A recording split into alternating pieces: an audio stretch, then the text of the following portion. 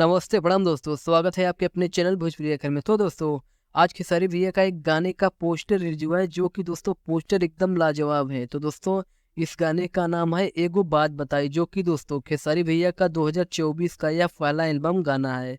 तो चलिए दोस्तों, आप लोगों को बता देते हैं कि यह गाना आप लोगों को कब तक सुनने को मिलेगा। तो दोस्तों, वीडियो को पूरा जरूर देखें, और जो भी भाई हमारे चैनल को सब्सक्राइब नहीं किए, तो भाई आप लोगों से एक रिक्वेस्ट है कि चैनल को सब्सक्राइब करना ना भूलें। तो चलिए दोस्तों, वीडियो को शुरू करते हैं। तो दोस्तों, बात करें इस गाने की, तो दोस्तों इस गाने को गाए हैं खेसारी भैया और शिल्पी राज, और इस गाने में एक्ट्रेस हैं रानी, और इस गाने को लिखे हैं आजाद सिंह, और इस गाने में म्यूजिक दिए हैं विशाल सिंह।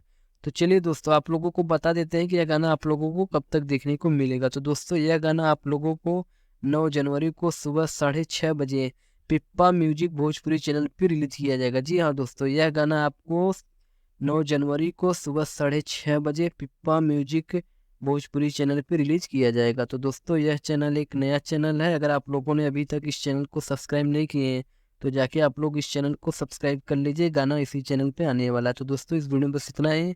फिर मिलते हैं एक नए वीडियो में, तब तक के लिए धन्यवाद दोस्तों।